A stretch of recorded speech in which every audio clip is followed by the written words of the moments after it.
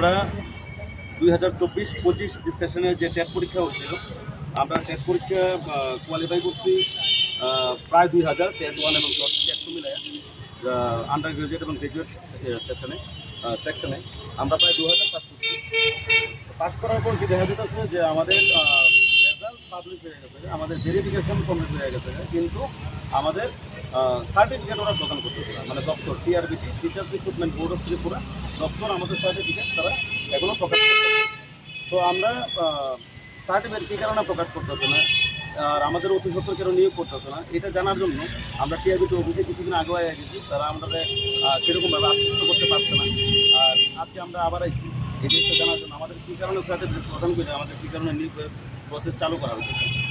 আচ্ছা, এখন বিষয় হইতেছে আমরা দেখতেছি প্রতিনিয়ত ত্রিপুরার বিশেষ করে বুনিয়াদী স্তরে যে এলিমেন্টারি টিচিং ডিপার্টমেন্টে ক্লাস 1 থেকে একদম 10 পর্যন্ত যারা এলিমেন্টারি ডিপার্টমেন্ট, ওই ডিপার্টমেন্টে দেখা যেতেছে কি ত্রিপুরার প্রত্যেকটা স্থানে ছোটো বড় প্রত্যেকটা স্কুলের মধ্যে কি শিক্ষার্থীরা একটা আন্দোলন করতেছে।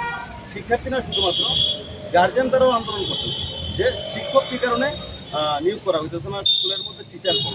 কিছুদিন আগে জুলাই বাড়িতে এত বড় একটা ঘটনা ঘটে গেল শুধুমাত্র টিচারের অভাবের কারণে, ঠিক আছে। আর আমাদের মুখ্যমন্ত্রী স্যার, উনি আমাদের শিক্ষামন্ত্রীও বটে, উনি স্বয়ং কইছে যে এই বছরটা টেট